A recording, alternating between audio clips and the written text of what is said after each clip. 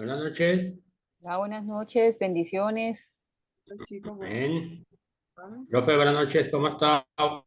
Chicos, bien, gracias a Dios. Bueno, chicos, bienvenidos nuevamente a otra clase. Ese reflejo ahí me acomoda un poquito, pero nunca lo había sentido tan directo como hoy. Casi nunca me lo había visto tan de frente en la cámara. Pero aquí así. Bueno, como que ahí me toca. Deme un segundito y yo me medio muevo porque nunca me había visto ese reflejo de frente en la cara y me molesta porque me da en toda la cara cuando miro la cámara. Bueno, chicos, bienvenidos nuevamente a nuestro noveno encuentro de clases o nuestro noveno encuentro de introducción a la Biblia. Hoy vamos a terminar el asunto del canon. Después ustedes van a hacer un ejercicio, hoy van a trabajar más ustedes que yo. Entonces, vamos a terminar, vamos a hacer un ejercicio con el asunto del canon. Hay un video que quiero que nos veamos. Creo que es un tema que es pertinente. Lo pensé mucho en si hacerlo o no porque es un tema muy largo o el video es muy largo, pero creo que vale la pena. Entonces, de hecho, de ese video va a ser como nuestro apunte para el foro. Recuerden que tenemos foro hasta la clase que viene. Si Dios mediante la clase que viene, vamos a estar hablando de algunos problemas de traducción y ya para que ustedes, la clase siguiente, que es la clase número 11, eh, ya entonces hagan las exposiciones con los temas que les tocaron. Entonces, yo lo que quiero hacer, Dios permita que así sea, y es hacer como una introducción con este tema de las traducciones o algunos asuntos de las traducciones bíblicas, ya para que ustedes como sigan o se esbocen más en ello. Entonces, vamos a terminar el asunto del canon. Vamos a trabajar, ustedes van a trabajar hoy con un documento. Ya les voy a explicar qué le van a hacer en ese ejercicio. Yo coloqué en el chat un documento, que es el que van a trabajar ahorita en los grupos, pero ahorita lo mira, para que ya cuando yo vaya a dar la explicación ya sepan qué van a hacer y puedan trabajar. Entonces, bueno, la clase pasada habíamos quedado en canon, Antiguo Testamento, ¿cierto? Era lo que habíamos como terminado.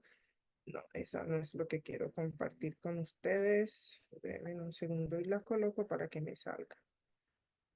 Espérense. Un momentico. Ujú.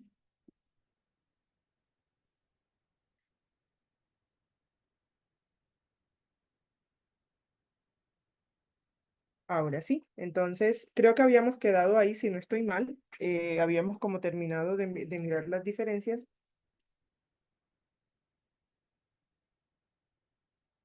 del canon protestante y el canon con la Biblia católica, que son los famosos libros apócrifos, ¿cierto? Ya esto es como para dar un repaso y cerrar el tema. Entonces, ya la clase pasada, aún en este asunto de lo de el periodo intertestamentario con lo que terminó Giovanni, Caterina hizo algunas preguntas y gracias a eso pudimos aclarar también algunas cosas con respecto al canon y por qué los libros apócrifos o los libros deuterocanónicos que le llaman de por qué no están incluidos dentro del canon. Entonces, otra cosita aquí es que más o menos lo que yo les decía o lo que les mencioné con el canon del Antiguo Testamento, y es que está el canon de la Biblia hebrea, al cual nosotros hemos tenido también acceso, el de la Septuaginta, que es la Biblia de los 70 o la Biblia escrita totalmente en griego. Y bueno, la clase anterior a la de Yoba explicamos las razones del por qué eh, se escribió en, en griego, ¿cierto? Y era para que los cristianos que estaban o que se habían dispersado y que vivían en provincias donde el idioma original o el idioma que se hablaba, no digamos el original, era el griego, pudieran tener acceso a ella. Entonces esa fue la razón por la que toda la Biblia, incluyendo Antiguo Testamento, se tradujera al griego, ¿cierto? Entonces tenemos el canon católico, creo que se los mencionaba la semana bueno, la semana de la clase, y que creo que hubo más controversia, por decirlo de alguna manera, con el canon del Antiguo Testamento que con el Nuevo. Realmente con el Nuevo no hubo como tanta polémica, por decirlo de alguna manera, y básicamente los libros que se propusieron fueron como los que quedaron. Entonces, tenemos el canon católico, que hay algunos libros que no hacen parte de nuestro canon protestante, y que fueron los libros que no fueron aceptados. En el canon protestante, porque los judíos lo que dijeron fue que eso no era, al parecer no era literatura inspirada en palabra de Dios. Entonces, y para el canon católico del Antiguo Testamento sí se tuvo mucho en cuenta como la tradición de la iglesia. Entonces, fueron como algunas cosas que jugaron allí a favor.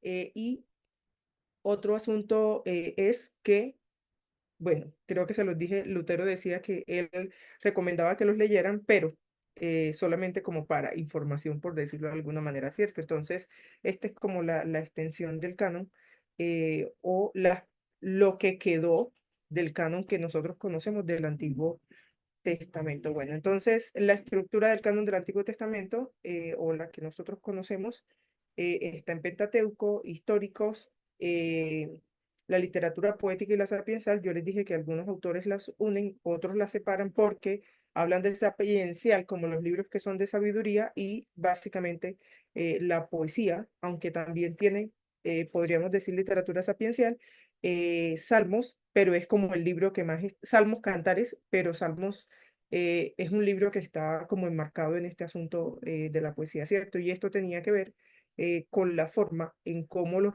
judíos de alguna manera eh, pensaban, ¿cierto? Este asunto de la poesía y de la literatura de sabiduría. Por ahí mencionaron otro libro, Juan, que era el libro de sabiduría, precisamente, y he escuchado mucho que hoy se usa mucho ese libro eh, para muchas cosas, ¿cierto? Entonces, así básicamente quedó en literatura poética y sapiencial. Esto es lo que el canon como que nosotros más usamos, y la literatura profética, que es la última parte del Antiguo Testamento, que básicamente se divide en profetas mayores y menores, y yo les decía en una de las clases que no tiene que ver con que sean menos que otros algunos profetas, sino que tiene que ver con básicamente como con la extensión de los escritos. Eso fue algo ya muy posterior, ¿cierto? Entonces, bueno, a ver aquí. En cuanto al canon del Antiguo Testamento, creo que una de las cosas que se tuvo en cuenta aquí era que fueran escritos por los apóstoles, ¿cierto? Eso fue una de las cosas que eh, se miró mucho, que los libros que ingresaran al canon fueran escritos por los apóstoles, porque de alguna manera había esa credibilidad en que los apóstoles, perdón, eran personas que tenían esa autoridad divina y que eran personas reconocidas en el medio, ¿cierto? Por decirlo de alguna manera. Pero entonces una pregunta que nos surge ahí a nosotros es qué pasa con los escritos que no fueron de los apóstoles, y por qué los añadieron al Nuevo Testamento. Entonces eso también es algo que vamos a mirar ahorita. Entonces dice que ellos tuvieron autoridad para escribir la palabra de las escrituras, y la iglesia primitiva los aceptó como parte del canon. Eh, esta fue la primera consideración que se tuvo en cuenta, que fueran escritos por los apóstoles. Entonces, eh, como vemos aquí, la mayor parte del Nuevo Testamento básicamente está escrito por los apóstoles, y están los evangelios de Mateo, de Juan, está todas las cartas de Romanos a Filemón, que es lo que nosotros conocemos como literatura o cartas Paulina, la carta de Santiago, primera, segunda de Pedro, las cartas de Juan y Apocalipsis, que básicamente Apocalipsis eh, se alude a Juan, y las cartas también. De hecho, eh, en la primera carta de Juan, dicen que no hay como una referencia directa que diga que Juan es el escritor de la carta, pero ¿cómo se dice eso? La similitud con el escrito del Evangelio, eh, eso fue lo que básicamente le da a uno a entender, bueno, que sí es escrita por Juan, ¿cierto? De hecho, si ustedes comparan el primer capítulo del Evangelio de Juan y el primer capítulo de la primera carta de Juan inician casi que exactamente igual. Empieza hablando con el asunto del verbo y hay mucha relación ahí. Entonces, esta fue una de las razones para decir que, pues claramente sí fue escrita por Juan. Ya la segunda y tercera carta, aunque, bueno, Ojo, pollo ahí que está. Sí, hace algunas sí. alusiones, pero sí tienen más tinte y creo que de hecho la segunda y la tercera, si no estoy mal, lo mencionan, ¿cierto? ¿Quiénes fueron los que escribieron? Y bueno, Apocalipsis, Clara, sí es muy claro en decir que Juan es perdón, Apocalipsis es escrita por Juan, ¿cierto? Y da toda una descripción al principio del libro. De hecho, con Apocalipsis es uno de los libros que se menciona que más géneros literarios tiene incluidos. ¿Por qué más géneros literarios tiene incluidos?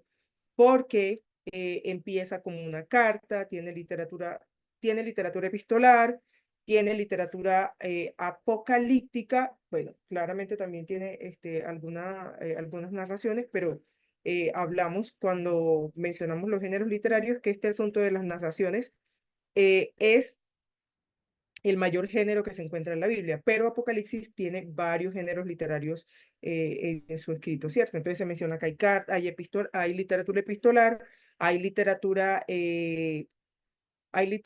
apocalíptica y también hay literatura poética, ¿cierto? Hay algunos escritos y creo que el 4 si mi memoria no me falla en estos momentos, Apocalipsis número 4 por la descripción que se hace, que pareciera ser un poema, ¿cierto? Entonces es como el que más tiene.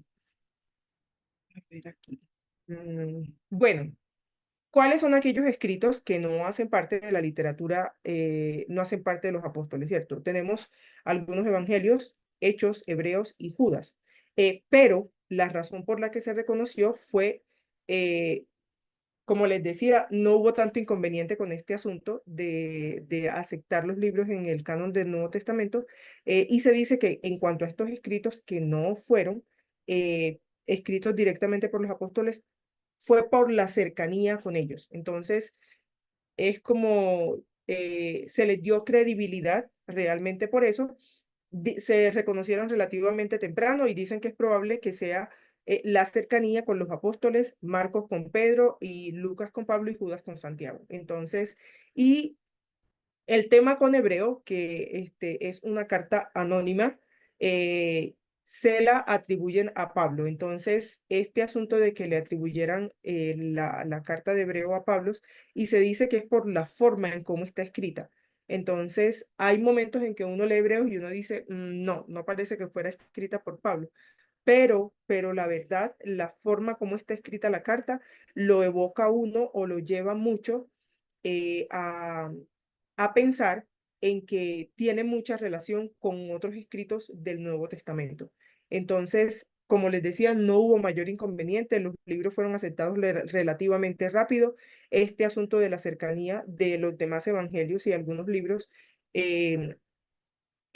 con los apóstoles hizo que se aceptaran rápidamente y que no pusieran tanto problema para aceptar estos libros. La primera condición o lo primero que se tuvo en cuenta fue que fue la literatura escrita por los apóstoles, pero al mirar la cercanía del el resto de los escritos, no hubo mayor inconveniente. Y también porque creo que la forma en cómo está escrita realmente encaja mucho con la literatura del Nuevo Testamento hecha por los apóstoles. Si uno mira los evangelios, bueno, de hecho creo que Lucas y Hechos, ustedes han escuchado hablar o mencionar que es un solo libro, pero ya en nuestra literatura posterior está dividido, ¿cierto? Pero para que usted pueda leer el libro de Hechos, usted tiene que haber leído Lucas primero.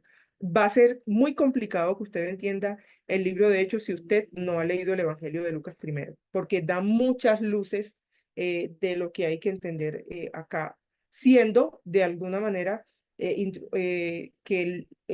Hechos introduzca temas nuevos y porque Hechos es quien abre o es quien hace la expansión con este asunto de la iglesia primitiva, ¿cierto? Aquí se da el inicio de la iglesia, aquí se da todo el contexto o de lo que es la historia de la iglesia en general, pero usted tiene que leer Lucas para entender el libro de Hechos. Entonces, esto más o menos fue lo que pasó con el Antiguo Testamento. ¿Qué requisitos hay? Muy parecido a los que les mencionaba en el primero, ¿cierto? Que haya autoría divina, que sea palabra de Dios o que sea considerada palabra de Dios escrita por autores humanos, si la iglesia primitiva preservó el libro bajo la dirección de los apóstoles. Entonces, estas fueron como algunos de los requisitos y que los autores, como eran apóstoles, eran reconocidos como personas que tenían credibilidad y que aunque había sido que ellos eran los autores humanos que eran reconocidos por la iglesia como aquellos autores escogidos por Dios para escribir estos libros o estos 27 libros que hacen parte del canon del Nuevo Testamento. Y bueno, dice que si se demostraba que el libro era escrito por un apóstol, se asumía su autoridad divina y la iglesia primitiva lo aceptaba. Entonces, eso fue muy rápido, pero con los escritos, la iglesia primitiva los reconoció porque tenían características de ser palabra de Dios, y era lo que yo les mencionaba ahorita. El asunto también no solo de la cercanía de las personas que escribieron los libros con los apóstoles, sino también la forma en cómo estaban escritos los libros. Les decía ahorita que los evangelios son muy parecidos los cuatro. De hecho, la diferencia con los evangelios es que cada evangelista quiere enfatizar un tema o algo diferente en el evangelio, ¿cierto? Es la biografía de Jesús, es la vida de Jesús, pero lo va a enfocar de forma diferente y eso es lo que va a ser como la diferencia entre cada uno de los evangelios, ¿cierto? ¿A qué pueblo estaba escrito el uno? ¿A qué pueblo estaba escrito el otro? ¿Qué era lo que quería enfatizar un autor? ¿Qué era lo que quería enfatizar el otro? Pero se dice que las características que tenían era de ser palabra de Dios y yo me atrevería a decir que las razones porque eran escritos muy, muy parecidos. Bueno, ¿cuáles fueron las fechas de aceptación del canon? Dice que más o menos en el 367 después de Cristo, en la carta pascal número 39 de Atanasio. Se encontraba en la lista de los libros, de los 27 libros ya del Nuevo Testamento, y esta lista fue aceptada por la iglesia de la parte oriental del Mediterráneo y más tarde, en el 397 después de Cristo, en el Concilio de Cartago, en representación de las iglesias de la parte occidental del mundo mediterráneo, se ratificó la misma lista incluida en el canon del Nuevo Testamento. Entonces, otra vez, ahí no hubo mayor asunto porque fue una misma lista reconocida 30 años antes y 30 años después, a diferencia de lo que pasó con el Antiguo Testamento, ¿cierto? Que hasta hoy tenemos todos esos canon disponibles. Bueno, ¿cuál es el significado básicamente de los escritos del Nuevo Testamento? Creo que nosotros hablamos de eso cuando hablamos de la estructura y la coherencia del Antiguo y del Nuevo Testamento, y algo que se resalta en los escritos del Nuevo Testamento es la obra de Cristo en la redención, ¿cierto? ¿Cuál es el papel? Y creo que los evangelios apuntan mucho a eso, y es cuál es el papel de Cristo en la historia de la salvación, ¿cierto? Esa historia de la salvación que nosotros venimos, de la cual venimos hablando desde el Antiguo Testamento, pero ya en el Nuevo Testamento apareciendo Jesús, cobra un papel bien significativo, por decirlo de alguna manera, que Cristo haya sido escogido y que de alguna forma se haya hecho mención de él en el Antiguo Testamento, ¿cierto? Muchos autores, ya yo he escuchado a varios, de hecho, escuché a uno que mencionaba de cómo aparece Jesús en los Salmos. Y también sabemos de la profecía desde Isaías de la presencia de Cristo, ¿cierto? Entonces ya se viene hablando desde antes de una profecía de Cristo, y ya en el Nuevo Testamento lo que pasa es que esta obra se ratifica. Cristo como parte de la redención, ¿cierto? Y lo que Dios manifestó relacionado con la vida, muerte y resurrección de Cristo y el significado para la vida de los creyentes. Tanto así que hoy nosotros seguimos estos escritos precisamente porque creemos, también por un asunto de fe, también, que eso creo que es añadido, del hecho de que Cristo fue como ese cierre en el Nuevo Testamento de esa obra salvadora que Dios promete desde el principio de la humanidad en Génesis. Entonces, esta coherencia que tiene, y como mencionaba Giovanni la clase pasada, con el periodo intertestamentario, que de alguna manera lo que hace es que se abre la puerta a la llegada del Mesías, ¿cierto? Por muchas razones, ¿cierto? Los judíos, y creo que cambió completamente la visión del rey que esperaban, que eso se habla mucho en el Nuevo Testamento, ¿cierto? Y por lo menos en Hechos los primeros versículos lo que muestran esa pregunta de los apóstoles que a muchos nos parece como, bueno, o sea, ellos están hablando con Jesús y de la nada le van a salir con que, Señor, o sea, como, ¿qué pasa con el rey que va a venir o algo así? Y el Señor les dice como, venga, o sea, ustedes han estado tanto tiempo conmigo y no saben, o sea, quién es la persona que va a venir, pero precisamente era por la concepción que se generó de que el rey que iba a ser el salvador del mundo iba a llegar en caballo, con ejércitos, mejor dicho, ¿cierto? Eso iba a ser todo un pompo, pero resulta que este man nace en un pesebre, que este man, o sea, rompe todos los esquemas habidos y por haber, porque entra en un pollino, pues en un burro ahí todo chiquito a Jerusalén, nada que ver con un caballo, entra sin armas y la gente lo está esperando, pero entra de una forma que ellos no lo esperaban. Entonces también se hace como una breboca a este asunto de la llegada de Jesús, porque el rey que se espera era un rey que llegara o que entrara de forma violenta, que era lo que estaban acostumbrados, ¿cierto? El rey entra como salvador del mundo, el rey entra como ese rey que va a matar a todo el opositor que llegue y no como un rey que aún va a dar su vida aún por los que se consideran enemigos de él. Entonces, lo que ellos esperaban era que ese rey solamente salvara a los judíos, pero este rey llega a salvar a todo el mundo, independientemente de que pensaran que eran como del bando, por decirlo de alguna manera, de Jesús o no.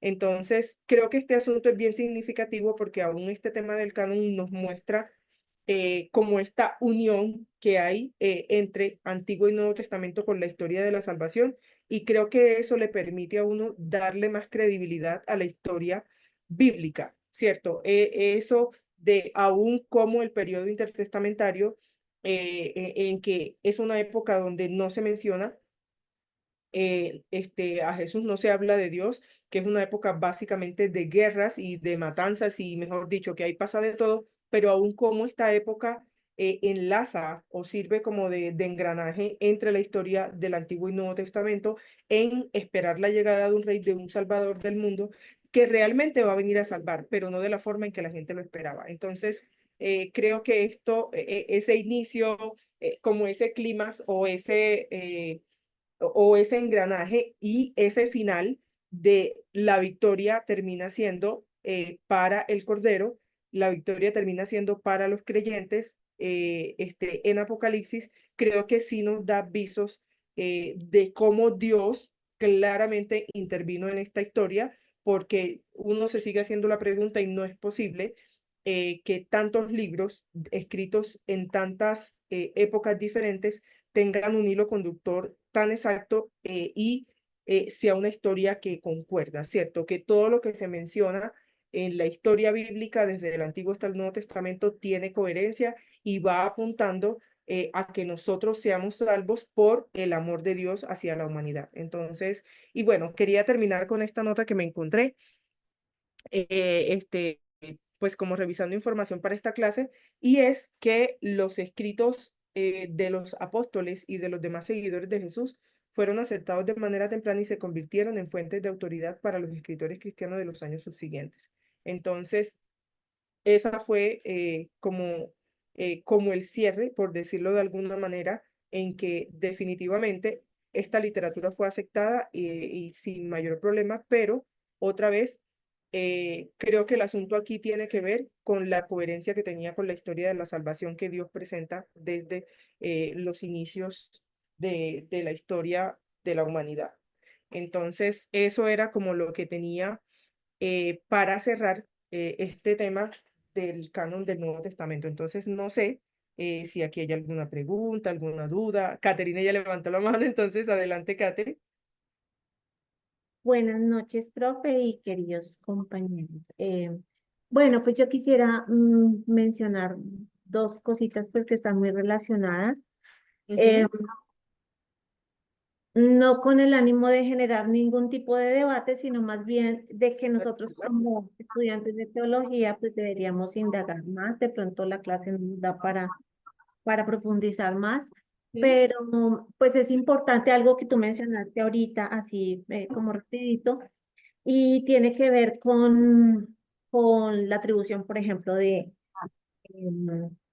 algunas cartas de la Biblia a autores. En el caso de Ok. Juan, se habla de Juan y digamos, del Evangelio, de la carta e inclusive de Apocalipsis. Eh, Ok. Hay algunos, digamos, estudios serios dentro de la crítica textual que también dicen que pues Juan era un hombre común y probablemente Juan, el del Apocalipsis, no era el mismo discípulo amado. Y Ah, hay algo todavía de pronto un poco más cercano, de pronto que se ha escuchado más, pero que es importante evaluar, y tiene que ver con la autoría de las, perdón, con la autoría de las cartas de Pablo. ajá. Porque realmente está el fenómeno que es algo muy común en la época, que es la pseudoepigrafía, y es el Ajá. hecho de que algunos, como claro, cada corriente filosófica y religiosa, los maestros tenían sus discípulos y era muy común en esa época el asignar los escritos que hacían los discípulos o los alumnos de una escuela, de un gran maestro, atribuir los escritos al maestro. Claro, eran discípulos que lo seguían y era como un honor el poder imitar a estos maestros. Entonces, básicamente, la crítica textual habla de que 7 de las cartas que no tienen como discusión en cuanto a la autoría de Pablo son Romanos, Corintios 1 y 2, Gálatas, Filipenses, Tesalonicenses y Filemón. Pero que unas 3 décadas después, los discípulos de Pablo fueron quienes escribieron Efesios y Colosenses. Y luego, otros 20 años después, los discípulos de Pablo escribieron Segunda de Tesalonicenses, Primera de Timoteo y Tito. Entonces, y de ahí surge, digamos, hay algo bien importante que de pronto nos ayuda a comprender un poco más los textos, como que la mujer no habla en la congregación, como que la mujer debe sujetarse al hombre en cuanto a las interpretaciones que se han dado y en cuanto a otro tipo digamos, de afirmaciones que hay en las cartas que no son ordenanzas doctrinales, sino que son exhortaciones circunstanciales, o sea, de las épocas, de cómo era la dinámica ya tanto tiempo pasado como estaban viviendo el cristianismo. Entonces, pues digamos como que de pronto tengamos en cuenta eso para profundizar, para indagar. Hay una teóloga pues muy buena, muy famosa, muy renombrada, que inclusive ahorita vive en Colombia. Ella se llama Elsa Tames, y ella pues es mexicana y bueno, ha trabajado en varias universidades y ha escrito varios libros, y ella habla justamente de estos 3 Pablos, como ella lo llama, ¿no?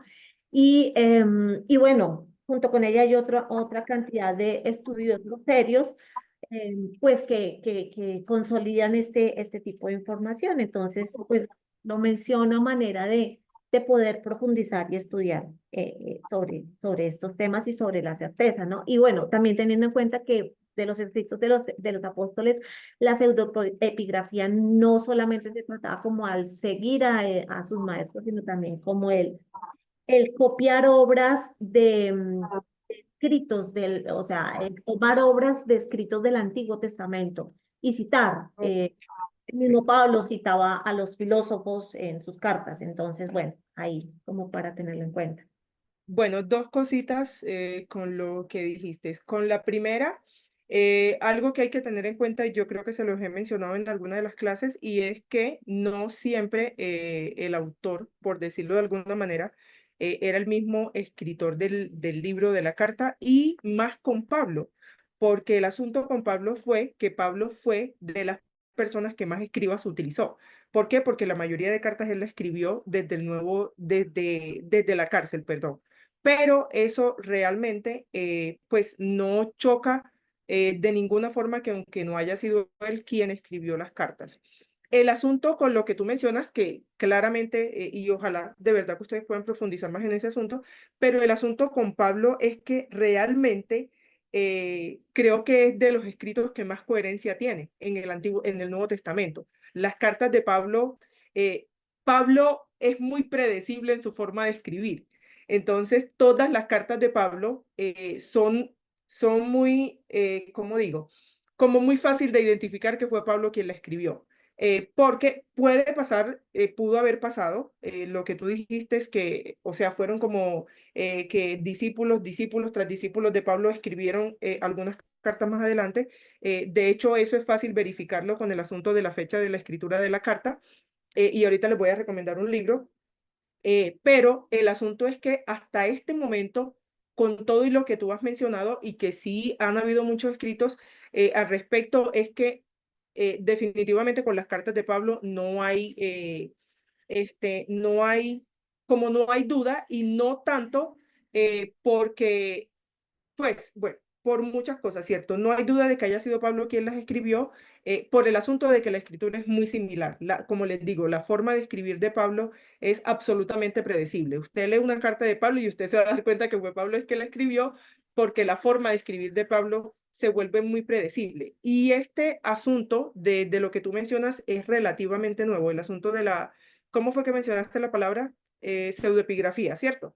Eso es relativamente nuevo, entonces es muy posterior a cuando ya se aceptaron las cartas o cuando ya se habían aceptado este asunto de los escritos del Nuevo Testamento. Es bastante posterior a eso, que claramente, como te digo, sí pueden tener razón, pero pudo haber pasado, lo estoy diciendo de esa forma porque no estoy 100% segura, y es que fueron escritos que los escribieron otras personas o los transcribieron otras personas diferentes a Pablo. Que, ojo, eso no tiene nada que ver con que el autor inicial no haya sido Pablo, por lo que les mencionaba ahorita. Porque Pablo, y creo que salude mucho a esto, que el asunto de la escritura es que como Pablo estuvo tanto tiempo en la cárcel y escribió muchas cartas desde allá, entonces esas cartas fueron transcritas por otros autores. De hecho, nunca ustedes van a escuchar un comentario de que se va a pelear con el hecho de que la autoría original sea de tal persona y de pronto la transcripción haya sido de otro mucho más adelante. Eso no tiene ningún problema y eso también pasa en el Antiguo Testamento, por lo menos con los escritos de los profetas. Muchos de los escritos de los profetas se va a escuchar mención, y por ahí hay otro libro que se llama Introducción al Antiguo Testamento. Ya se lo busco. Vamos a ver dónde lo tengo. Ya lo encontré. Que fueron escritos, aunque se habla, por ejemplo, voy a mencionar cualquier ejemplo, ¿cierto? Jonás es el autor de el libro de Jonás, pero también uno encuentra donde dicen que no necesariamente Jonás fue quien escribió el libro de los profetas, pero era por ese asunto de que no necesariamente el que escribía el libro, la carta, era el autor, el autor intelectual, por decirlo de alguna manera, de los escritos. Entonces, eso no es algo que pelea con la autoría original del libro. Y lo que dijiste es, con el asunto de algunos escritos, eso se resuelve de una manera muy sencilla y es con el contexto. En la Biblia, para leer la Biblia, esa palabra no puede faltar, ¿cierto? ¿Por qué? Porque de acuerdo a lo que yo les expliqué en alguna de las clases, yo les decía a ustedes, y esto tiene que ver más con un asunto de interpretación bíblica, porque nosotros a veces tenemos la tentación de querer interpretar los textos, bueno, yo no sé si ahí cabe la palabra interpretar. Queremos usar los textos de manera literal. Y creo que por muchas cosas que ya les he dicho, que les he dado como bastante cantaleta con eso, eso realmente no se puede hacer. Por varias razones. Primero, porque nosotros no somos el público, el primer público de la Biblia. Y claramente hay contextos que hay que entender. Ese asunto del que mencionaste muy puntual fue muy curioso porque, un profesor, de hecho, de él es quien van a ver el video ahorita, nos hablaba de este tema de Pablo de la mujer cae en la congregación. O sea, si usted escoge ese texto para predicarlo en este momento y lo descontextualiza, usted se va a echar a todas las mujeres de la congregación encima. Pero ese texto no tiene nada que ver con el asunto de que la mujer no podía hablar, de que la mujer no podía hacer nada, según nos explicaba él, y claro, uno lo entiende en el contexto, es un asunto de cuidado con la mujer en la época. No era que, pues, muchas de las cosas que se escucharon era porque Pablo era machista, que no sé qué, eso no tiene nada que ver con eso. Eso es un asunto de contexto. Nosotros no somos los primeros destinatarios de la palabra de Dios. Nosotros la recibimos ya mucho después que ya se creó y la distancia que hay entre la escritura de la Biblia y nosotros es mucha. ¿Por qué mucha? Porque, y eso se los mostré yo en el cuadrito del recorrido interpretativo, eh, yo tengo que entender la palabra en su contexto original para poder traerla aquí o cómo yo la puedo contextualizar hoy a mi época contemporánea. A mí de nada me sirve tratar de traer un texto de manera literal porque definitivamente no aplica de ninguna forma. Primero, porque si hablamos del Antiguo Testamento, nosotros no somos hebreos. Nosotros no somos el pueblo inicial escogido por Dios, ¿cierto? Nosotros no vivimos en la época donde se escribió la Biblia, pensando solamente en el Antiguo Testamento. Ahora, si pensamos en el Nuevo, nosotros no nacimos bajo el Imperio Romano, nosotros no nacimos en la provincia de Asia Menor, ¿cierto? Hay muchas cosas que respecto a eso hay que pensar y eso sí hay que tenerlo claro. Usted no puede interpretar un texto bíblico si no lo estudia primero en su contexto inicial. Eso es clave. Y eso resuelve ese asunto que mencionaste en el asunto de la interpretación.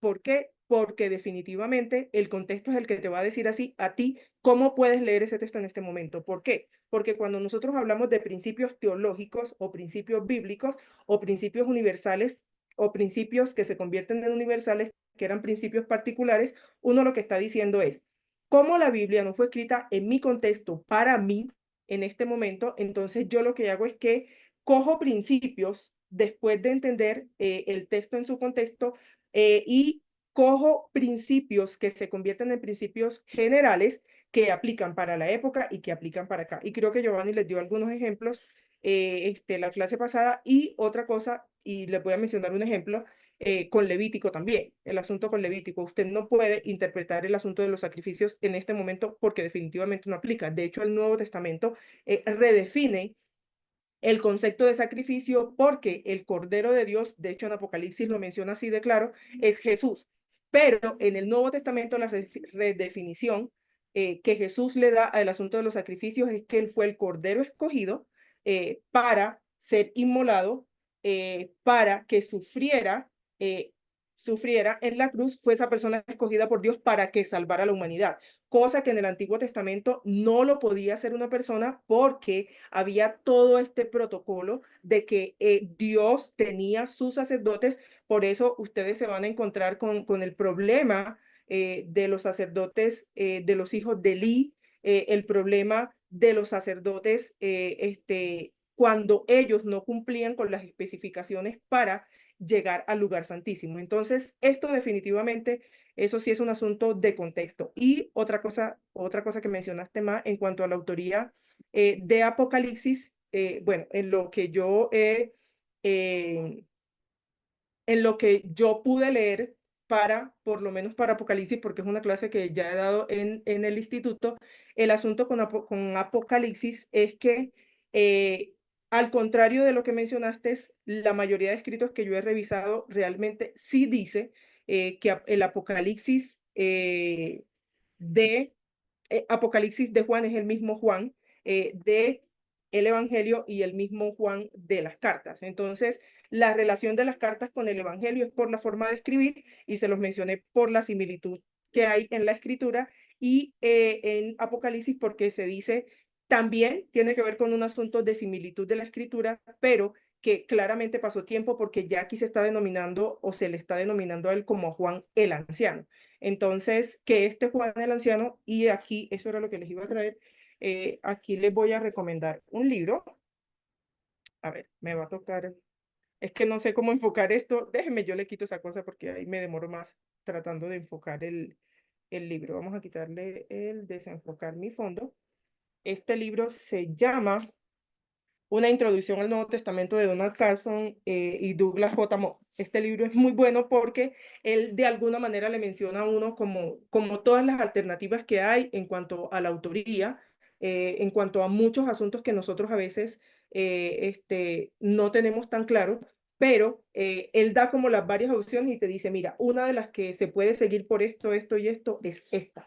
Entonces, se lo recomiendo mucho, se llama, como les dije, Una introducción al Nuevo Testamento de Donald Carson y Douglas J. Moore, y este es otro que se llama Introducción al Antiguo Testamento, que es de Tremper Lockman y Raymond de Dillard. Entonces, son dos libros que les recomiendo de pronto para este tipo de cositas en cuanto a asuntos que tienen que ver con autorías, con fechas, con quienes escribieron, quienes no escribieron. Estos libros ayudan mucho a eso. Entonces, gracias, Kate, porque sí, la idea es que también ustedes de verdad puedan profundizar y ustedes puedan también explorar este tipo de información que finalmente yo creo que aquí no solamente juega un papel importante el asunto de la fe, que finalmente juega un papel muy importante, sino ver que también han habido muchas pruebas en cuanto al asunto de la escritura bíblica, ¿cierto? De hecho, hay alguno de los, el texto de la mujer samaritana en Juan es uno de los problemas, es uno de los textos que más problemas ha tenido porque dicen que ese texto no estaba incluido inicialmente, que no sé qué, pero finalmente dicen que el texto fue incluido de manera posterior, pero aún pensando en ese texto, no ha habido tanto problema en decir, no, finalmente ese texto no, y esto es un asunto de crítica textual. Entonces, son escritos con los que dijeron, no, eso se añadió de manera posterior, ese texto no iba, ese texto sí iba. Entonces, de los cuales se habló pues mucho más adelante, pero que sí los consideraron como textos problemáticos con el asunto de la crítica textual. Entonces, eso era lo que quería como comentar por lo que dijo Cata. Juan, y con esto vamos cerrando. Gracias, profe. Bueno, el pobre Pablito ha tenido muchos problemas. El pobre Pablo, todo el mundo lo ha querido criticar, lo han querido investigar, si fue Pablo, si no fue Pablo, si fueron Pablitos o quién sabe. Pero todos los textos de Pablo se entiende en el estilo que es de Sí, Pablo. eso es una cosa muy importante Una ahí. comparación grande y que sí es bien diciente es de las dos cartas, primera de Pedro y segunda de Pedro, hay una diferencia de estilo Sí, sí, sí, sí. como la mejoría literaria de Pedro, la primera y la segunda. Y no han juzgado eso nunca. Que si sería Sí, Pablo, será es muy que importante. y Pedro fue a la nocturna y mejoró un poquito, ¿o qué pasó? No han hecho nunca esa investigación, pero el pobre Pablo, tome, y unas tesis ahí que buscan hacer y deshacer con el pobre Pablo. Y yo digo una cosa, y se lo digo con todo respeto a Catherine, tenemos nuestra Biblia, tenemos por fe la palabra de Dios, en cualquier versión que sea. si es católica, si es protestante, excepto si era de los testigos de Jehová, que esa no juega, esa no. Pero es la palabra de Dios. Y si las cartas de Pablo las escribieron los pablistas más luego, tenemos por fe que están en la palabra de Dios. Y como eso, en general, como en tema de fe, no de teología ni de investigación, sino en tema de fe, nuestra respuesta al mensaje de Dios. Que si lo escribió Pablo, o los Pablitos, o los Tatarapablitos, va, pues, tenemos lo que tenemos hoy por la gracia de Dios. Entendiendo una cosa, y con esto termino, profe, entendiendo que lo que tenemos hoy como Biblia, de cualquier forma es un milagro. La Sí, también, total. También. existencia de la Biblia a través de 2000 años, de que todo el mundo la ha querido quemar, la han querido desaparecer, la han querido, de todo. Y ahí está. ¿Por qué? Pues porque está Dios ahí detrás de eso, protegiendo su palabra. Gracias, profe. Gracias, Juan. Profe, yo 10 siempre segundos quiero para decir solo esto. No, y por eso al principio dije no es ánimo de debate, porque esto no es, se trata de fe. Y yo creo que desde que la Biblia, o sea, desde Adán y Eva, el hombre que yo entendí. ¿no? Entonces todo ha sido, o sea, la intervención humana siempre es falible. Y a Sí. Dios, o sea, Dios es soberano y su mensaje es tan perfecto que él se ha valido de los errores, de todo lo que tú mencionas, de la han robado, la han quemado, la han quitado, unos copiaron, otros hicieron, no importa, o sea, aquí no se trata de la fe ni de tergiversar ni de irrespetar la fe ni quién es Dios, o sea, Dios sigue siendo Dios y a pesar de todo eso, el mensaje es infalible. ¿Sí? Y él se vale de los errores humanos y del pecado humano inclusive. O sea, entonces eso no entra a discusión. Yo lo menciono como estudiantes de teología, nosotros Perdón, Kate, por interrumpirte, porque eso sí lo quiero decir, y es que eso ustedes sí deben leerlo. Ustedes sí deben leer ese tipo de información. Porque creo que parte de lo que se nos ha dicho como cristianos es que todo lo aludimos por fe y que no le añadimos razón a nada. Pero antes, por el contrario, creo que este tema tiene mucho de razón, porque es que uno no le puede colocar lógica a un asunto tan, o sea, ¿cómo uno no, cambio el comentario, cómo uno no le aplica lógica a libros o a un compendio que es tan coherente?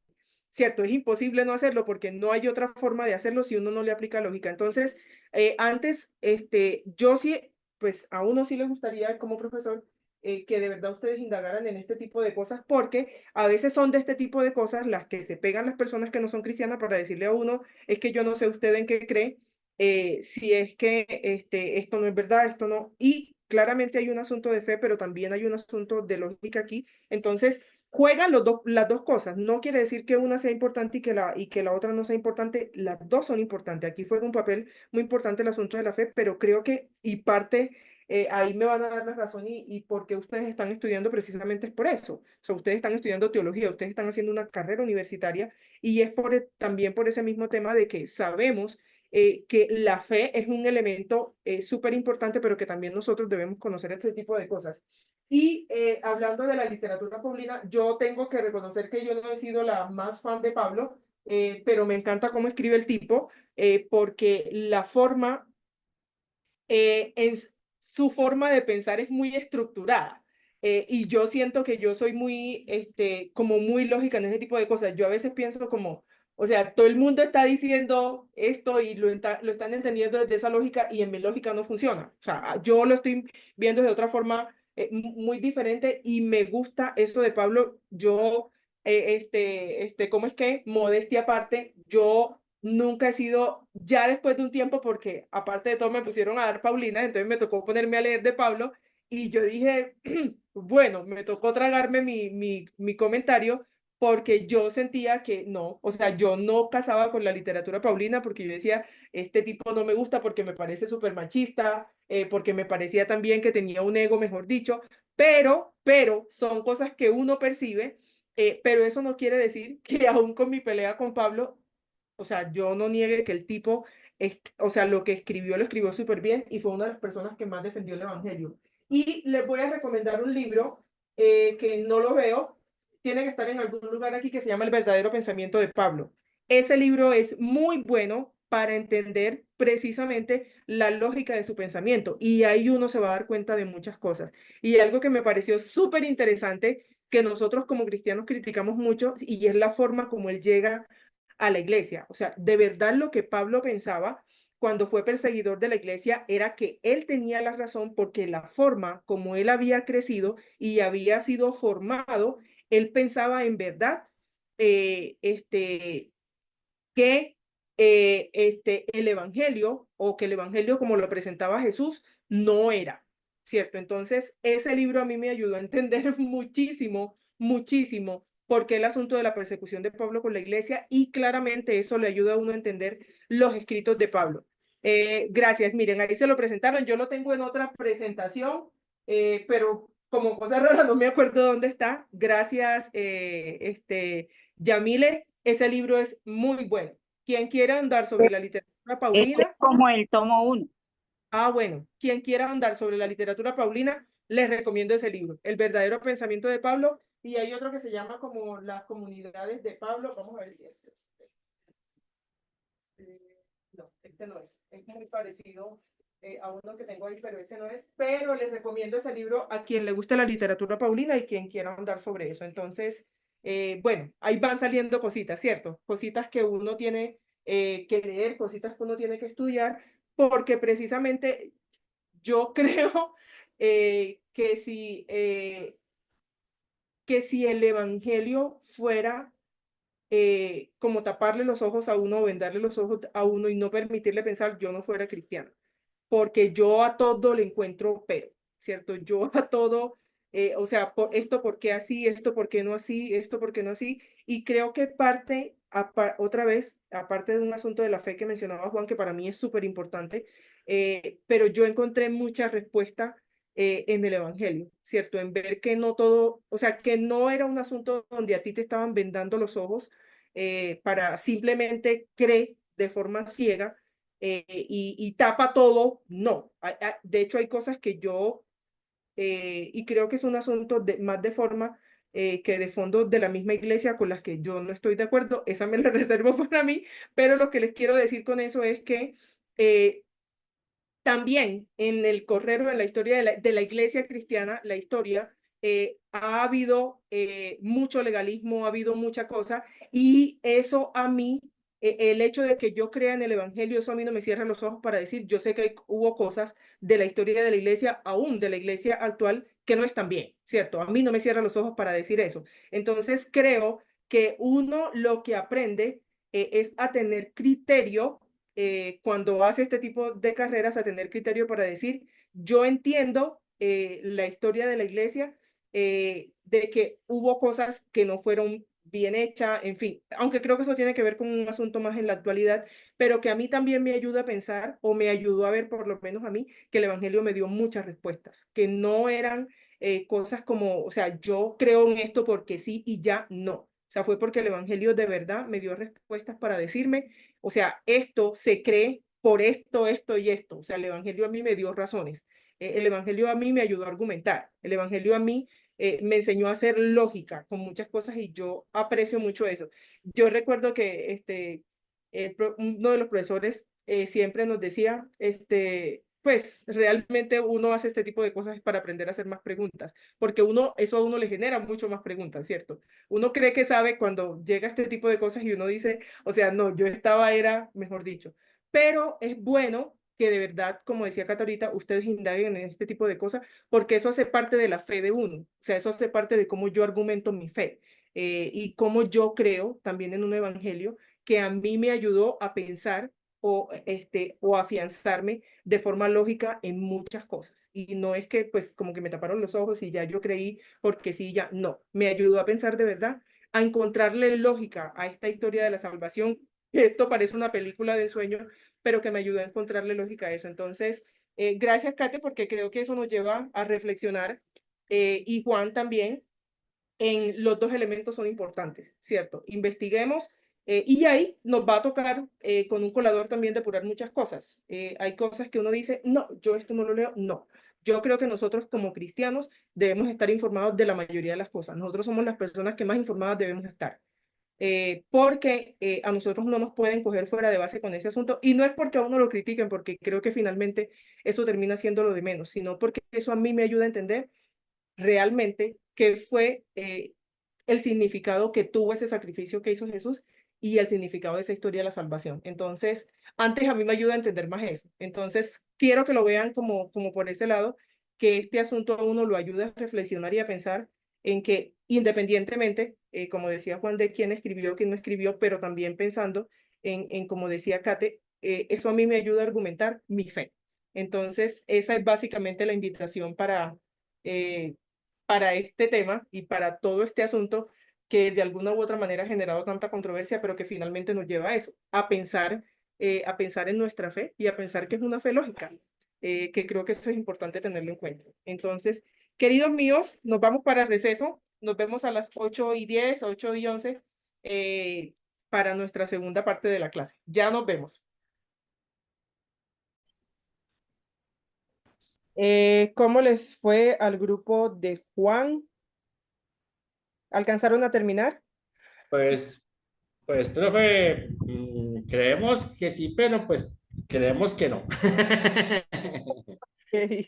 No Ok. sé. Pero sí, pudimos hacer alguito, pero Bueno, esa era la idea. Profe, es que la verdad en parte tuvimos mucho problema de comunicación. Ok, mucha interferencia con el internet. Mucha falla del internet. Entonces se gastó mucho tiempo en que qué dijo, que no lo entendí, y Anita se nos perdió un rato. Entonces el tiempo real de trabajo fue muy poquito. Ok, ya entiendo. ¿Y al otro grupo cómo le fue? Creo que era el grupo de Diani, si no estoy mal. Sí, O el profe, grupo... sí logramos realizar algunos argumentos. Perfecto. Entonces, ¿qué vamos a hacer? Esto va a ser la participación en el foro. Entonces, ustedes van a terminar, ¿no? Básicamente a transcribir el documento, y cada estudiante va a montar el mismo documento, ¿cierto? En el grupo de Caterine, en el grupo de Adriana, y se me olvidó, yo sé que había otra persona, creo que era Sergio, si no estoy mal. No, bueno, no me acuerdo igual. Pero lo que van a hacer es que el mismo documento lo van a montar todos, ¿cierto? Para que en el foro yo pueda tener la participación de todos. Ya yo sé que es el mismo documento para los tres, o para los 4 participantes, pero van a montar el mismo documento. Entonces, eso quedaría para la participación en el foro. Esta participación iría hasta el lunes, 11:59 de la noche, para que ustedes puedan montar eso. Bueno, voy a dejar la instrucción para las personas que no llegaron a clase, que, bueno, creo que fueron 3, si no estoy mal, porque somos 14 en el grupo y solamente hay 12 personas, 11 personas aquí. Entonces, ¿cuál sería la instrucción para ellos? Yo voy a dejar el documento, por si alguno le escribe, yo voy a montar este documento que les di a ustedes, se los voy a montar en la plataforma en la clase de hoy. Entonces, deben realizar la misma actividad. ¿Cuál es la misma actividad? Van a leer las 3 consideraciones que menciona el autor y van a crear un argumento más, ¿cierto? ¿Cuál sería un argumento que ustedes pueden elaborar que apoya esa consideración que el autor está mostrando? Pueden buscar literatura externa, entonces no habría problema, pero esa sería la próxima participación en el foro. Queridos míos, ya son las 9 pasaditas, como raro. Profe, pregunta, ¿hay que hacerle portada y No. Solamente el escrito y ya. Entonces, usted simplemente va a colocar un Word y... un documento en Word, ponen los nombres de los 3 participantes y ponen consideraciones del canon del Nuevo Testamento, ¿cierto? Algo muy sencillito. Los nombres, la fecha, y ya. No, ahí no me van a elaborar porque era una actividad de clase que van a montar después de clase, pero ahí no tienen que hacer ni portada ni nada de eso. Es algo muy sencillo, ¿cierto? Entonces, sí, lo van a montar en un documento de Word, y ya con eso montan la participación al grupo. Entonces, está claro eso, ¿cierto? Sí, profe, y nos podría regalar unos minuticos para podernos comunicar, darnos los teléfonos o algo así para podernos. Sí, claro que sí. Yo dejo abierta esto un momentico y yo espero a que terminen de darse la información. Otra cosa, entonces ya la semana que viene, si Dios quiere, increíblemente nuestro 10º encuentro, vamos a arrancar con el asunto de la traducción que van a terminar ustedes la clase de arriba. Entonces, ya con eso pues estaríamos como completando temas para ya para la última fecha, entonces trabajar el ensayo y ahí trabajaremos otro tema. También quiero saber cómo les fue con eso. Espero que vayan, bueno, yo sé que están haciendo lo de la exposición, pero ese era mi afán en que fueran trabajando con tiempo para no dejarse coger hasta última hora con las actividades. Entonces, chicos, que Dios les bendiga. Y bueno, voy a dejar para que se pongan de acuerdo. Le voy a pedir el favor a Juan que ore, que el Señor nos ayude, porque como es información histórica, a veces uno cree que no es necesario, pero nos estamos dando cuenta que sí es información que de alguna manera nos sirve en este paso o en este proceso de nuestro evangelio, ¿cierto? Que son cosas que nos ayuden a encontrarle lógica a nuestra fe. Y que nosotros tengamos la capacidad de argumentar eso en que tanto creemos y que defendemos con tanta firmeza. Entonces, que el Señor nos ayude a que podamos hacer eso, ¿cierto? Que nuestra fe la podamos argumentar y no para pelear con otros, ¿cierto? Es simplemente para que entendamos en qué estamos creyendo, que me parece que eso es importante. Entonces, Juan, te agradezco si nos despides con una oración, por favor. Bendito Padre, te damos infinitas gracias por el tiempo que nos das para aprender de ti, para conocerte y conocer todo eso enorme, Señor, que hay en torno de tu palabra. Te damos las gracias por permitirnos enriquecernos con ella. Ahora, Señor, nos dirigimos a una noche de descanso. Creo que todos están en las casas. Provéenos, Señor, un buen sueño, un descanso reparador para continuar mañana con las actividades que corresponden. Nos vamos esta noche a descansar, pero no de tu presencia, Señor. Siempre estamos contigo y tú con nosotros. En el nombre de Cristo Jesús, bendigo a mis hermanos, a mis compañeros, a la profesora, dándoles las gracias por sus aportes. Amén. Dios los bendiga. Amén. Amén. Gracias, Juan. Bueno, chicos, Bueno, por ahí estoy viendo información en el chat para que puedan coger los teléfonos, así que yo voy a detener la grabación y ya ustedes terminan.